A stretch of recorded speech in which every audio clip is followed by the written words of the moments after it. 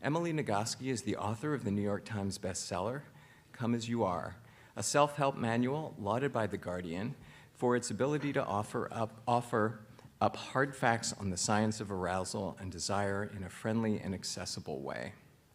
With her sister, Amelia Nagoski, she is also the co-author of Burnout, The Secret to Unlocking the Stress Cycle. She earned an MS in counseling and a PhD in health behavior from Indiana University, where she has conducted clinical and research training at the renowned Kinsey Institute.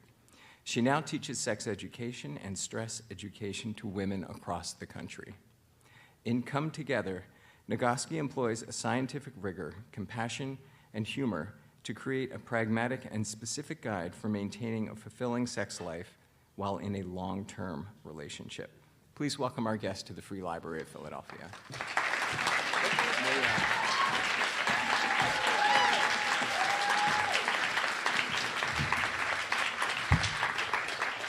Hi. It is delightful to be here, and yes, Steph has COVID. She is actually the second of my co-presenters to get COVID. Many of you may be familiar with the work of Jacqueline Friedman, who is going to be joining me in Boston. And she also has COVID. Y'all, it's not over.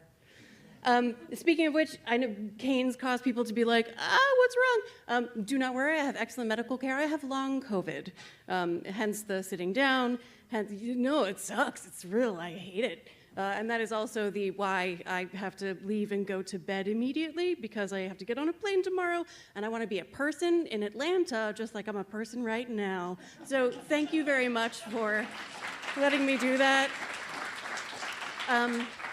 Because Steph could not be with us, I write about her in the book.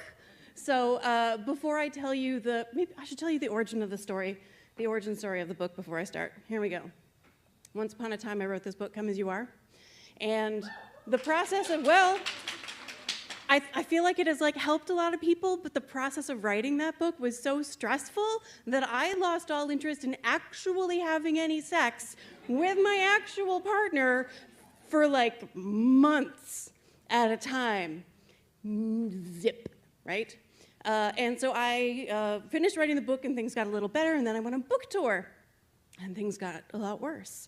I would try to follow my own advice from Come As You Are, responsive desire, right? It's not about, how hot and horny you are. It's about you show up, you put your body in the bed, you let your skin touch your partner's skin, and your body's supposed to go, oh, right, I really like this. I really like this person. We should definitely do this again. What would happen instead is I would put my body in the bed, I'd let my skin touch my partner's skin, and I would cry and fall asleep. And I thought, I need more advice than I have given in my own book. So I did what any of you would do. I went to Google Scholar, and I looked at the peer-reviewed research on couples who sustain a strong sexual connection over the long term. And what I found there was 100% missing from the mainstream cultural media conversation about how couples sustain a strong sexual connection in the long term. Because the conversation sort of in the public was either the people who were on the side of intimacy is the enemy of the erotic. In order to keep the spark alive, you need emotional distance. With desire, you need a bridge to cross. And on the other side, there are the people who say intimacy is the foundation of the erotic. You keep the spark alive by turning toward each other with kindness and compassion and curiosity. And both of those things are wrong, because when you look at the science, the people who actually sustain strong sexual connections, the people who self-identify as having extraordinary sex, the people who pursue pleasure, even though their culture absolutely is not one that gives them permission to experience pleasure, they don't talk about the spark. They don't talk about desire at all. The conversation we're having about whether it's intimacy or closeness to keep the spark alive is entirely beside the point, because the spark is beside the point. It turns out the key, there are 3 characteristics of couples who sustain a strong sexual connection. None of them are how much people spontaneously, hot and horny, can't wait to put your tongue in your mouth, desire. None of them. It is 1, they're really good friends who admire and trust each other. I hope it's not controversial that your sex life is better when you really like the people that you're having sex with. 2, they prioritize sex. They decide that it matters for their relationship, that they stop doing all the other things they could be doing. And y'all, we're busy, right? We might have a job to go to, we might have kids to raise, we might have a degree to earn, have a puppy to house train. We've got other friends we want to spend time with. We've got other family to pay attention to. Sometimes, God forbid, we just want to watch Netflix and then go to sleep. So why would we cordon off space, time, and energy just to do this, let's face it, sort of silly thing we humans do of rolling around with each other and putting each other's feet in our mouths and letting people lick our genital? Like, why? Why? What does it do? The couples who sustain a strong sexual connection feel that this sexual connection contributes something important to the rest of their relationship, and so they're motivated to prioritize it, to create time, space, and energy for it, which necessitates deprioritizing other things. And that's the hard part. Does this mean that these are couples who sex never falls off their priority list? Absolutely not. There are a lot of life circumstances where just it's not as if when a new little human comes into your life, when you're like, right, when you've got a book deadline. There are a lot of circumstances where it's just like, this is not the time. The couples who sustain a strong sexual connection are not the ones who never lose sight of each other. They're the ones who find their way back. Third characteristic of couples who sustain, okay, I'm a teacher, spaced, repetition. What's the first characteristic of couples who sustain a strong sexual connection over the long term? They're friends. They admire and trust each other. 2, they prioritize sex. It matters for them. And so they deprioritize other things in order to create time and space for shared pleasure. 3, and I'm going to admit this is the hard one, they recognize that they have been following somebody else's rules, somebody else's opinion about who they're supposed to be as a sexual person and what their relationship is supposed to be like as a sexual relationship, and they decide they're not going to do that anymore. They're going to make deliberate, intentional choices about which rules they want to follow for themselves based on who they authentically are, who their partner authentically is, instead of all the scripts we've been fed about who our partner is supposed to be, and who we authentically are in a sexual relationship. It is not easy.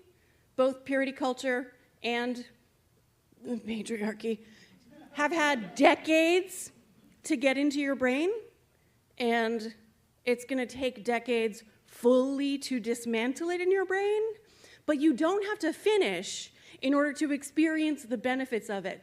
Even when you just do a little bit, you gain access to a kind of pleasure that's not available to you when you're following somebody else's rules, having the kind of sex you're told you're supposed to have.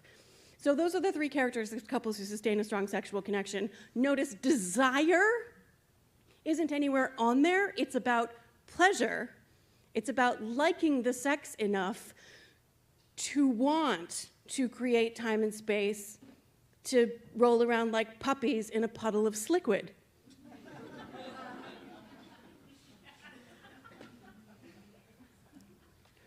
Oh, should I get my reading glasses? I'm an old now. Yeah, I'm gonna get my reading glasses. I should tell a story while I'm doing this. Perimenopause is the thing that is happening that is associated with the change in my vision, and there are no hormonal changes that are particularly associated with change in sexual response, but there are hormonal changes that are associated with changes in the actual genital tissue. If someone in your relationship has ovaries, menopause will happen eventually, whether it happens just because of the passage of time or because of medical intervention, and the change in hormones in particular can cause thinning of the mucosa of the vagina and inner labia, and smoothing of the vaginal rugae. And talk to a gynecologist because, let me tell you, vaginal estradiol. People snapping for estradiol?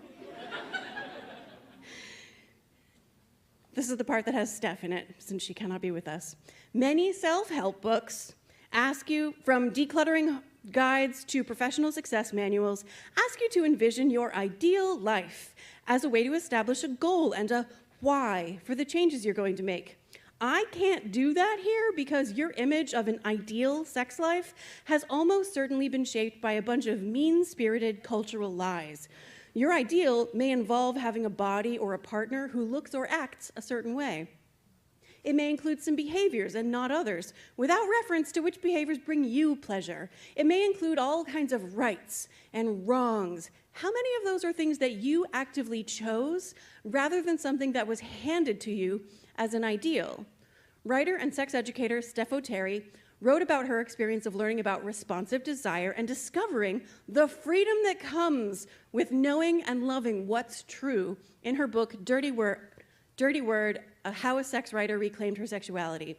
She said to her partner, "Just because I don't want to have sex as often as you, it doesn't mean that there's something wrong with me. It's completely normal for me not to be in the mood all the time." That was before the COVID-19 pandemic. When I talked to Steph in 2022, she told me that her revelation stuck with her for a while.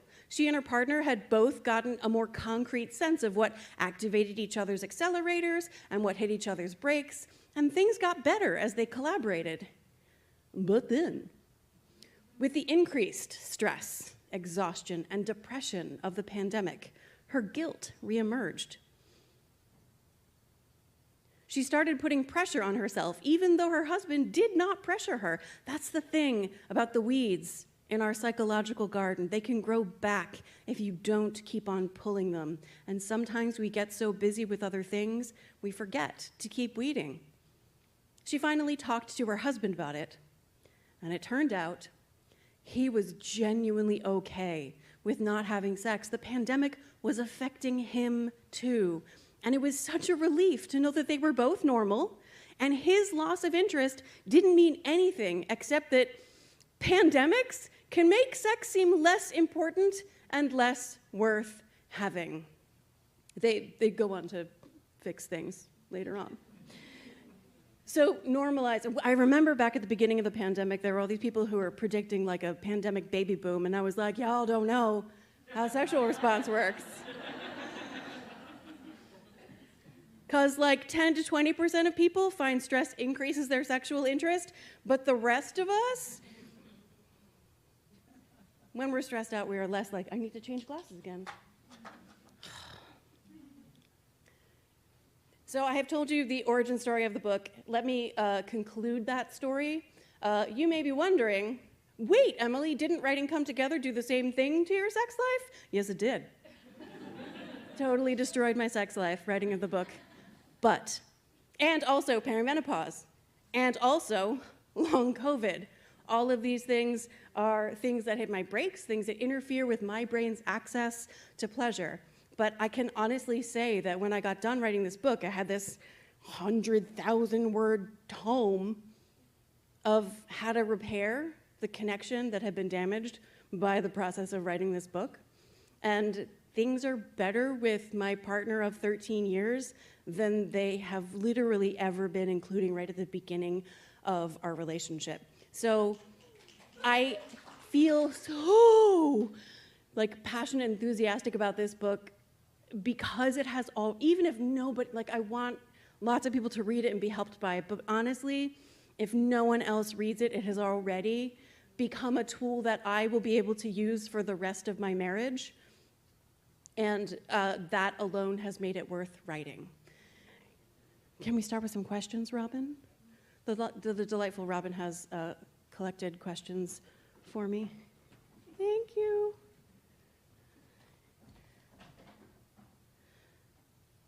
Engage late in life. It will be second marriages for both of us. We have already noted declining sexual drives. Cisgender heterosexual couple, thank you for specifying. Practical advice to set us up for success. I recognize you may cover this in the talk. In fact, this question is, tell me what your book is about.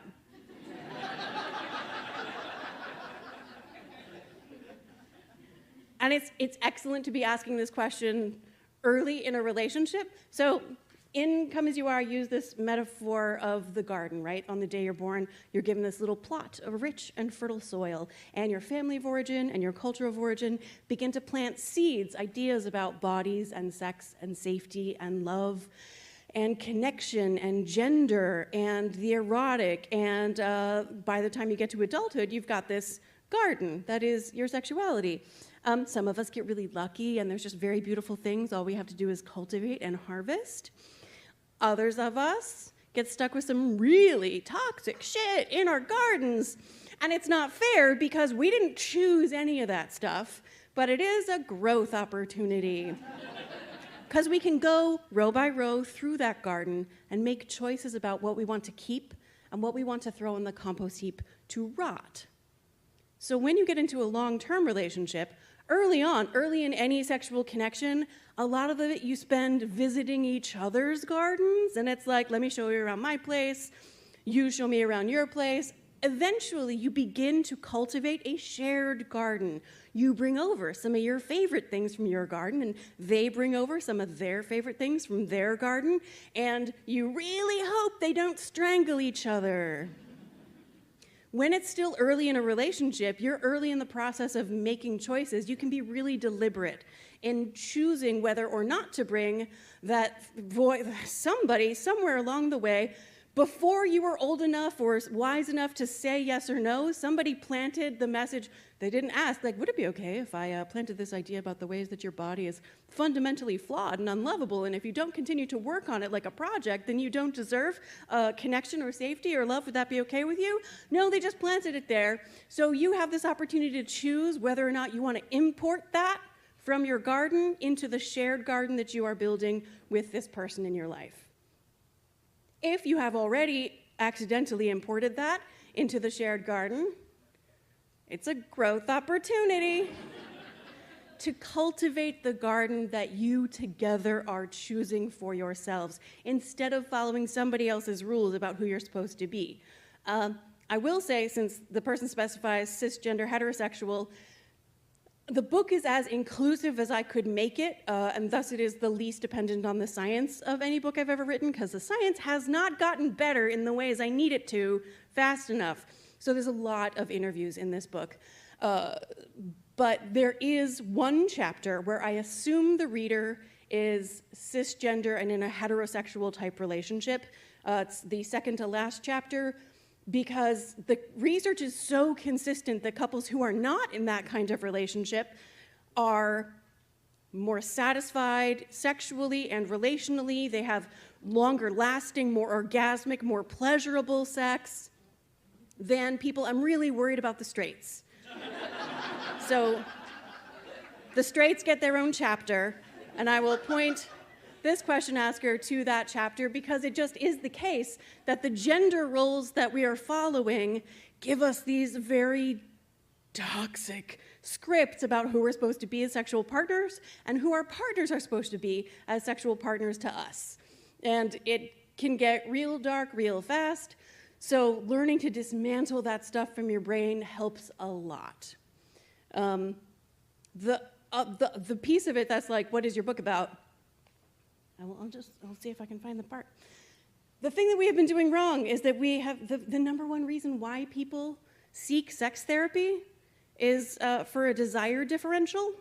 One person wants sex more than the other one, and here's the thing: it's not about desire at all. Desire is not the thing.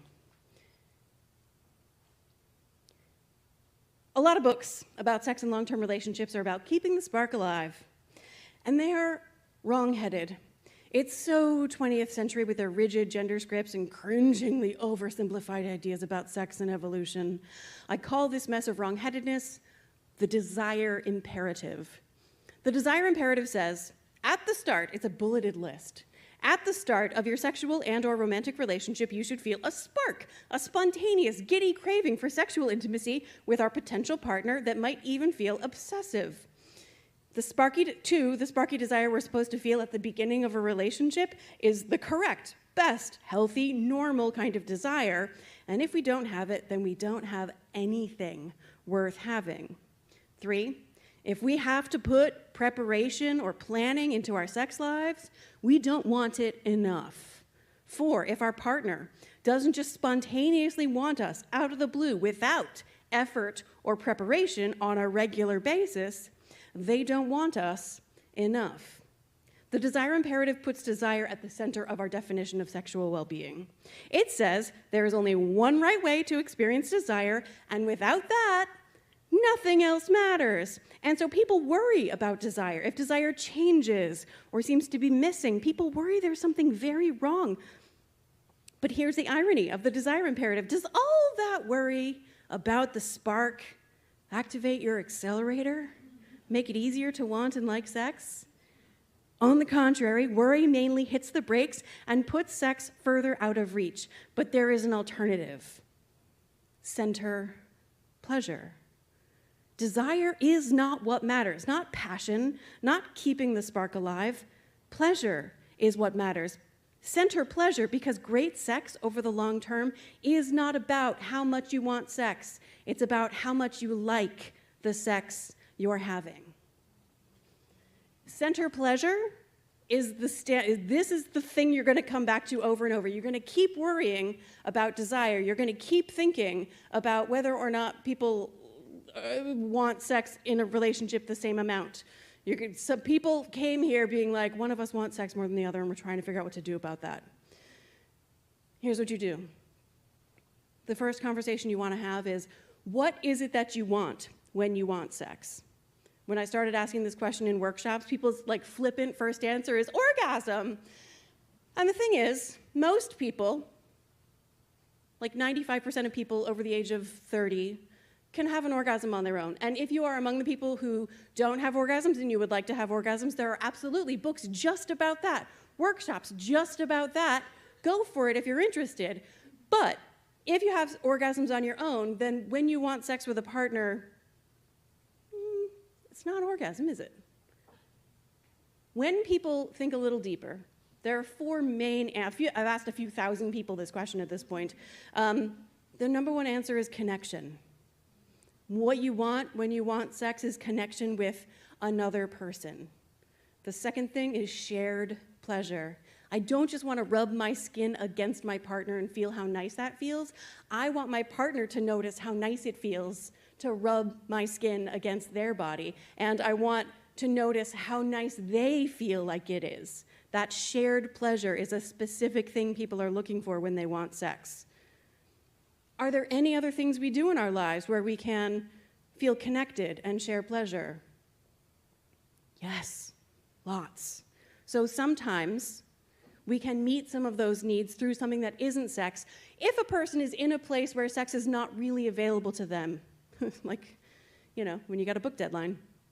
The third thing most commonly people report wanting when they think, what do I want when I want sex, is being wanted, feeling wanted, and no wonder how many of us grow up being taught that this is not an actual question. Feel free, don't raise your hands. But we're raised to believe that these parts of ourselves are dirty, dangerous, and disgusting.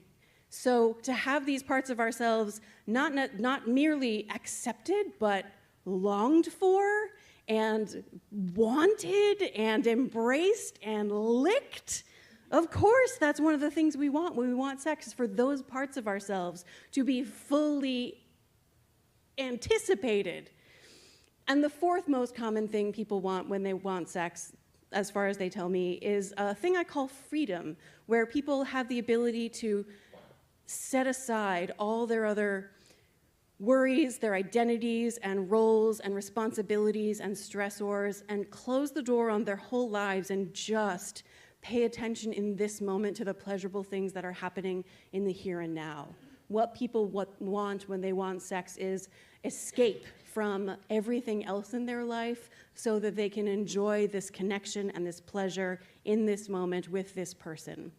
When I was talking to Ian Kerner last night, he told me that he often has young couples who married for really pragmatic reasons. They were excellent friends. They had shared goals and values. If you're looking for a relationship book, there's one about to come out next week by Sara Nasserzadeh called Love by Design, where she advocates for this sort of practical approach to choosing a partner and constructing a relationship together.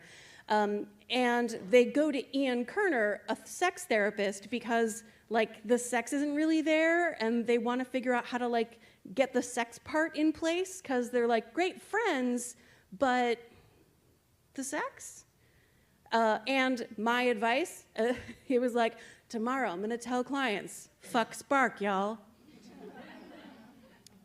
Because often these couples will turn to something like polyamory, which like we can talk about polyamory forever, but they turn to that because they do not have sparky desire with their partner, and so they think the solution is to go get sparky desire with someone else, sort of outsourcing spark.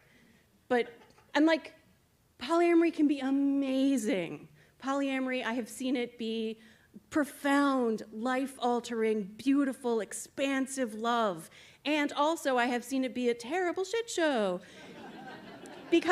And mostly it turns out badly when you try polyamory because you're trying to repair a difficulty in your relationship. It's like, I literally know people who had children to like solve problems in their relationship.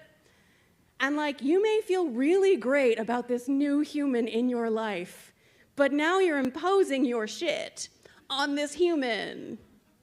So polyamory is not a solution to your relationship difficulties. Instead, the solution is to fuck spark, y'all. What do you enjoy? What kind of sex do you like having together? And those are not necessarily easy questions to ask, especially, so it is a true story that I was in a bar in the UK with a couple of very old friends who now had 2 small children under 5. And they were like, so just hypothetically, like when you talk about these things, how do couples sustain a strong sexual connection over the long term, Emily? And as you put your body in the bed, as you let your skin touch your partner's skin, and your body wakes up and goes, oh, right, I like this. And one of the partners, I swear, leans back from the table, like this look of disgust on her face. And I was like, okay, so there's your problem, as they say on Mythbusters. The problem is not that you do not want the sex. The problem is that you do not like the sex that is available to you in this relationship. And that's a whole other conversation. What kind of sex is even worth having? So suppose we have a couple, this is all answering one question, jeez. I'm gonna tell this story though. Suppose we have a couple where they go to sex therapy, they're fortunate enough to have the delightful Peggy Klein-Plotz up in Ottawa as their sex therapist, and partner A says, I'm sorry this hurts my partner's feelings, but I'd be happy if we never had sex again. I have enjoyed sex, I have been sexually attracted to you in the past, and I'm done with sex. Peggy being Peggy says, well, tell me about the sex you don't want. And do you suppose the sex they describe is delightful and expansive and ecstatic and joyful and laughing and fun? It is, in her words, often dismal and disappointing. And she will say, well, you know, I rather like sex, but if that's the sex I were having, I wouldn't want it either. One of the ways she puts it so delightfully is, sometimes low desire is evidence of good judgment.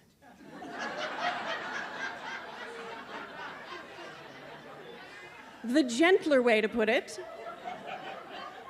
is that it is not dysfunctional. You are not broken. You do not have a disorder if you don't want sex you do not like. Which, when you say it out loud like that, it's like, well, yeah, duh, of course, obviously. And the main reason couples seek sex therapy is desire problems. Most of those couples don't have a desire problem, they have a pleasure problem. They don't like the sex that's available in their relationship. Does that make sense? So the couples who sustain a strong sexual connection over the long term, here's what they do. They collaborate with each other because they're really good friends to create a context that makes it easy for their brains to experience pleasure. They collaborate to create a context that makes it easier for their brains to experience pleasure. So what this might look like, this is not me, this is, I'm going to carry the mic around because I'm disabled, but I can still tell this story without falling on my ass. Literal story. So couple sets up a date. Partner A is in the bed waiting for partner B. Partner B comes in naked, carrying the laundry basket. This is the last load of laundry. And I'm gonna put it away. I'm gonna hang up all your t-shirts just the way you like it, even though it makes no sense to hang up t-shirts, but that's how you like it. And it is funny. It's funny on purpose. It is playful, and also partner A is getting their actual needs met in that moment. They have help in doing the stuff that has to get done to maintain a household. Laundry and dishes never end. We all need help with the stuff that never ends. If you share a household with somebody, having that person be helping with that stuff, be like both of you do it and like you notice each other doing it and you're like, those are dishes I didn't have to do. It helps. That's part of how you create a context that makes it easier for your partner's brain to access pleasure. Another part of it is that you do not impose on them culturally constructed aspirational ideals of who they're supposed to be as a sexual person. You don't expect them to have spontaneous desire. You recognize that responsive desire is very normal, and you welcome the fact that it takes about an hour for their brain to transition out of their, like, they get home from work and they're stressed out and they, like, it's date night tonight. And they're like, but they take it seriously. When people say scheduling sex is unromantic or no fun, I get that. And also, there is nothing in my life that happens if it's not on a calendar. And for my partner to feel that sexual connection with me is so important that he's going to cordon off space and time on his calendar just to be naked with me, instead of doing any of the many millions of other things he could be doing, like, that's a partner who wants me enough. It's a different way of thinking about scheduling. It doesn't all have to be scheduled, and scheduling is not for everyone for sure, but scheduling can be for more people than you know, than you expect. Okay. I'm gonna answer a second question. Do you have advice for people newly exploring different kinds of sex? Also, what kind of podcasts do I enjoy listening to, you guys? I am no one's target audience. I mostly listen to decluttering podcasts. Oh, and people all generally ask, the shoes are from Irregular Choice. This design is called Pollen Pals. Botanists will be aware that pollen is basically flower sperm. So advice for exploring different kinds of sex. Read lots of books. I'm going to, if the new kind of sex involves BDSM, there are lots of wonderful books about it. There's actually, in the footnotes, in the endnotes, there is a list of books that the BDSM community recommends as like starter guides. Also participate in communities of people if it's a new kind of sex where there's a community around it. Be around other people who have experience and practice. Watch a wide variety of feminist porn if you possibly can. And if you can be here, it's likely you can pay for your porn. Free porn is unlikely to be ethical in terms of like labor and other reasons. So get a lot of media inspiration. Read romance novels for inspiration. If you go to places, I wish y'all had a Ripped Bodice. Ripped Bodice is a brick and mortar romance store that has stores in Brooklyn and in LA. But they curate lists of great romance novels that help you to avoid the not so great stuff that does exist in romance. So read a lot of stuff, both sexually explicit and instructional. Talk to people in the community. Are you a person who is already able to answer the question, Do you like that? That's a real, so here's the thing. I was taught growing up that pleasure is easy and obvious, and that when a partner's, doing a thing, I don't know what this is, but they're doing this, and they say, because they're a good partner, they go, do you like that? And you're like, there's only one right answer, right? Because if you say, no, I don't like that, there's this fear that you're going to hurt your partner's feelings. But also, you kind of don't know if you like it. Like, it's not painful, but even if it is painful, like maybe it's supposed to be painful. Unwanted pain is the one and only thing, well, apart from non-consent. Here's my definition of normal sex. Normal sex is when everyone involved is glad to be there and free to leave with no unwanted consequences. That includes no unwanted emotional consequences. No, oh, but you said you would. No, but if you loved me, you would. No, come on, really? No unwanted consequences and no unwanted pain. Free to be there, glad to be there, free to leave, no unwanted consequences and no unwanted pain. If you're experiencing pain, the most likely reason is lack of arousal and or lubrication. Those are not the same thing. The only advice, like prescriptive advice that I think everyone should follow, that I'm willing to give, is explore lube. See if you can find something that's a good fit for you and your body and your relationships. That's the only advice I give. So when you're exploring new things, are you able to notice what feels good in your body? Because the pleasure is the measure of your sexual well-being. It's not how often you do it. It is not how often you do it. It's not what behaviors you engage in. It's not with whom or where or what positions or even how many orgasms you have. It's whether or not you like the sex you are having. So being able to know whether or not you're experiencing pleasure is your guide for trying out new behaviors. Being really curious to try new things is great, and when you're trying new things, your stress level is going to be elevated, which is going to block pleasure signals to your brain. So you have to go really slow when you're trying new things to give your brain time to know whether or not you like it. I have a friend who's like a gourmet chef person, and she says 3 bites. You need 3 bites to know whether or not you like a new food.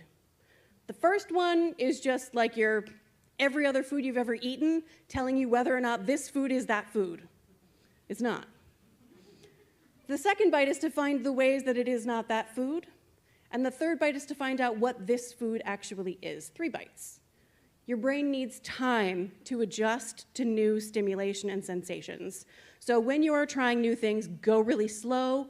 And if these are partnered experiences, explicitly negotiate ahead of time things that are absolutely off the table and things that you're thinking ahead of time like are going to be a maybe. You're interested, and once you get there, you're not sure how you're going to feel. There's a wonderful ace sex educator named Aubrey Lancaster who talks about sex for an ace person who is not disgusted by sex as like going to Disneyland. Like if your partner loves Disneyland and you don't, you know what? Sometimes you will go to Disneyland because you love how much your partner loves Disneyland. And you can totally get into it for a little while. And then like you need to go back to the hotel and take a nap. And you can't predict ahead of time at what point you're gonna need to be like, that's enough Disneyland for me. I'm gonna go take a nap. Knowing ahead of time, there's gonna be a point when I'm gonna call, like we're done, and like nobody's gonna be mad, nobody's gonna take it personally. It's just you're trying a new thing, and who knows how it's gonna work out. Might turn out to be your favorite thing ever, but the pleasure is the thing that will guide you, and pleasure in the context of novelty is not always easy and obvious. I hope that helps. Oh. How you pick them, huh? How do I have a conversation with my husband about sex if he is uncomfortable talking about sex? Read the heterosexuality chapter. I just made it. Oh my gosh, I made this huge assumption that the person who's married to a husband is a woman, and I shouldn't have done that.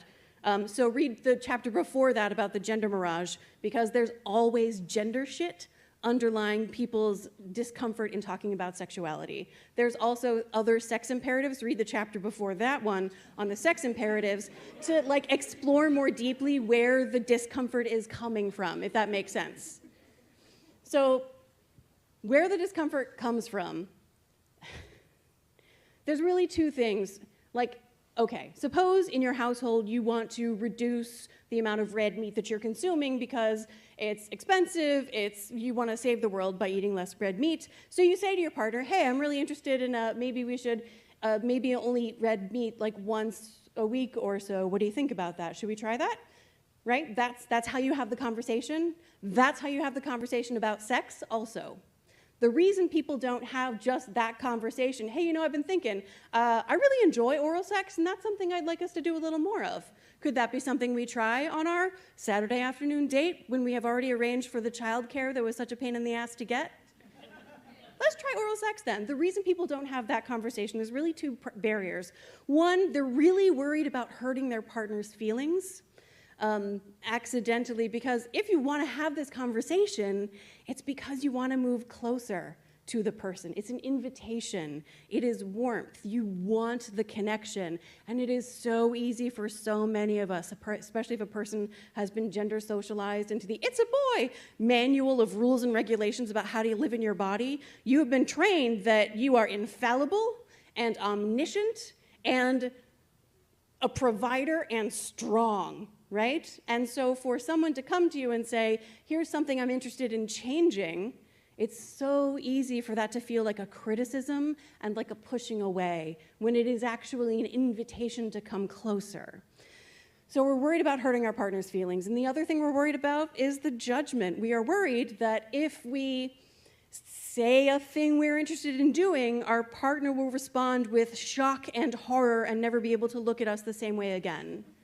So I really recommend, Lori Mintz, the sex therapist, I just heard her recently call it the meta conversation, the conversation about the conversation. I would love to have, because our sexual connection really matters to me, right? We prioritize it. I am really interested in seeing how far we can go, seeing how great our sexual connection can be.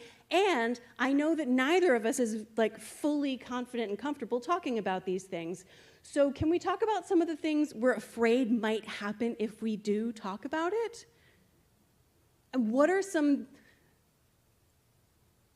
I was going to say, what's an environment of holding we can create? And whenever I say that phrase, I like roll my eyes, an environment of holding. But look, when you break your leg, you put a cast on it to create an environment of holding so that the bone can heal cleanly, right? You need an environment of holding around a relationship conversation so that you can allow whatever is broken to heal cleanly. Sometimes that environment of holding means a therapist. It means having a professional there. Oh my God, Nancy Knott is here! Hi, Nancy. Sorry. So I began my career as a sex educator in 1995. And the lady who trained me is sitting in that chair over there. I'm so glad you're here. I have no idea what I was talking about. An environment of holding. An environment of holding. As soon as I started having jobs after I left college, I went to the University of Delaware. I was ruined by Nancy Nutt Chase, who is such a good boss that I was like, this is going to be great. It took decades before I had a boss as good as she was. I was ruined. It was terrible. It was wonderful and life-transforming and is the reason that I am here today. So, the environment of holding. Sometimes it means getting a professional. And again, when I was talking to Ian last night, he made sure to say that it doesn't mean that you're signing up for like years of therapy. It can be a couple or 3 sessions just to get a little support in learning how to communicate with each other about this topic that you really don't have a lot of practice talking about. You just need like somebody who's better at it than you to help teach you how to do it, who's got a lot of experience to help, like, here's how you do it. That's how you talk about it. Oh my gosh, how is it already? I love my partner, but his touch and kisses only pump my brakes. I've tried coaching, but he's a slow learner. What suggestions do you have? So this is I do not like the sex we are having, and there's so many feelings on both sides of this experience. And if you are with someone whose touch and kisses hit your brake, I am so interested in what it is that is creating that dynamic, because it's probably not just your partner. Like the idea that like there is a certain specific magical way to touch me, and if you just touch me in this way, then like my lights will turn on. No, your brain is a context. Your context is made of 2 parts. It's got the external circumstances. Your partner is part of that. The relationship itself is part of that. The state of the world is part of that. Your job and kids and life is all part of the external circumstances. And then there's your internal state, which is like your mood, stress, depression, anxiety, loneliness, repressed rage. We've all got it. And I'll point you to chapters 3 and 4, which are about the emotional floor plan. So this was the solution for me. If you are the couple like I just described, where one partner is like, I'd be happy if we never had sex again because we don't like the sex we're having. Peggy says, so what kind of sex is worth wanting? And you explore together how to create a context where you can access pleasure. I think this situation, though it sounds like that, actually calls for the thing that was the answer for me. Like, I knew that, like, if I could just get there, wherever there was, it would be great. It would be fine. If I wouldn't cry and fall asleep, I would have a lot of fun. But I couldn't get to the place I needed to get to, and so I turned, obviously, to the father of affective neuroscience, Jaak Panksepp, and his 7 primary process emotions. And then I developed a metaphor to help make it accessible and approachable for people actually to use in their everyday lives. So what I recognized was that when the crying and falling asleep, I was in what Jaak Panksepp calls the fear state, which it will not surprise you that rage and fear are 2 of the primary process emotions for all mammalian brains because of the fight or flight response. That's stress. And anyone who's read Burnout knows that connection is one of the really efficient ways to let your body complete the stress cycle so that it can relax and be at ease. So I was putting my body in the bed and touching my partner's skin, and my brain was going, oh, I'm safe now. I can relax, and I'm going to cry to like release all of this fear state that's been in my body. Oh, I was in the fear space. Interesting. And then, where am I when I get out of fear? Well, my body was so exhausted and physically wrecked that I needed sleep, and then generally a bath, and then generally a snack. And then, when I was physically well enough, my brain could go to one of what I call the pleasure-favorable spaces. They are play, which turns out to be the most important one for me and for a lot of people. Play is the mammalian motivational system of friendship. Play is any behavior you engage in just for the fun of it, and there's nothing at stake. I wish all the sex in mainstream media were play sex, where nothing is at stake. But the thing is, it's like a TV show, and like things have to be at stake in order for you to keep watching. And sex that advances the plot means sex that like has something at stake. In reality, most of the sex we have, there should be nothing at stake. You got nothing to lose right now. Like, there's no doing it right or wrong. Your partner, in the same way. So you know when you have, is anybody a dog person? You know, the play bow? This is an invitation to play. What it says is everything that happens after this, I mean no harm. If I do anything a little bit wrong, you let me know and I will back off because we're here to play. So if my dog, like he's learning and he nips me a little too hard and I go, ow! He knows and he backs off because I have communicated effectively to him that that thing that he's doing during play didn't work for me. That's play. There's nothing at stake. Vacation sex is often happening in the play state because you can set aside, you're literally in a different geographical place from the rest of your identities and obligations and stressors, and you can just transition into play state. And because we're using a floor plan metaphor, see, the playroom is right next door to the lust room, and it's very easy to transition from play into the lust space. Seeking is another one of the pleasure-favorable spaces. It's curiosity, exploration, adventure, and learning. So for me, talking about affective neuroscience is basically a water slide from there into the lust space. But I married a graphic designer who writes a comic strip. He makes jokes. So I would talk about affective neuroscience, not knowing I was basically trying to initiate sex, and he would crack jokes about it, not knowing that he was trying to initiate sex, and I would feel like he's like dismissing this thing that I really care about. And so what I worked on with my therapist was realizing that, like, oh, I can go to the play space with him, and not only did it mean that we could be in a place where it was easy for both of us to get into the lust space, it also made me a much nicer person because I didn't take myself so frickin' seriously. It is, to be a sex educator and have these difficulties, like you just like beat the crap out of yourself. This is my cat of nine tails. My father was raised Catholic. This is what I took away from that. Sorry. Learning to take myself, this is the 5-minute warning. How? Okay. So with this, I'm answering this question of like, these touches don't feel good to me. I am interested in what mental space this person is in when they're being touched by their partner, and what is the history of that space, because it is not just the external circumstances that are happening. This person, I'm gonna recommend sex therapy, individual to start with, to figure out what space you are in when you're receiving that touch, because it is something about not just, like there is no magic touch a person can do that's gonna feel great if there's a thing in your brain that's preventing that sensation from feeling good. So tickling. Y'all have heard me talk about tickling. It's not everybody's favorite. It's some people's favorite. But if you're already in like a really great, like sexy, turned on, aroused, trusting, playful state of mind, and you're certain special someone tickles you, that can feel great.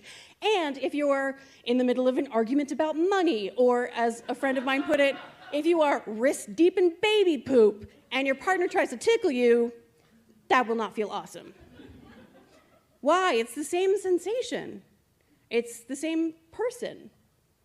But your brain interprets it totally differently because the context is different. Your mental state is different. So in this question, what I'm hearing is my brain is not in a state where it can receive pleasure when I'm experiencing these things. So I think it is not just about like coaching the partner, it's also about this person getting really deeply connected with their own internal experiences and collaborating together to co-create a context that makes pleasure easier to access. Do you think I could like possibly, I can't. No, they're all complicated and long answers. So the last thing I will say, this is the first time I've ever missed a book deadline.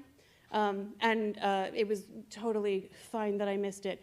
2 weeks before I finished the book, a friend of mine died of cancer. She was about my age. She got married just a couple of months after I did. I got married to my husband. A couple months later, she got married to her wife.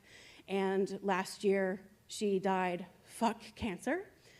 And I was right at the end of writing this book about sex in long-term relationships. And this friend of mine who'd been married a little less long than me had met her till death do we part.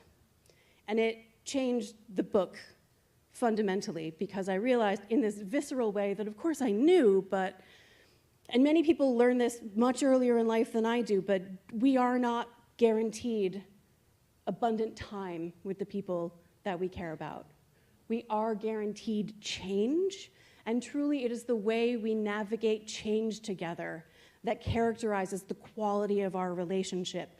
So if we can turn toward each other's changes, each other's difficult feelings, each other's needs and wants and fears with kindness and compassion, and if you can possibly manage it, a sense of play, that is the context that will allow you, no matter the structure of your relationship, no matter the genders of the people involved, kindness, compassion, confidence, and joy, and if you can possibly get there, a sense of play and adventure. That is how you create a context that allows your brains to experience the kind of pleasure that turns the universe into rainbows, and I think that's worth it. Thank you all again. You left your houses on a February night, and I'm incredibly grateful. And I'm going to answer these in newsletters.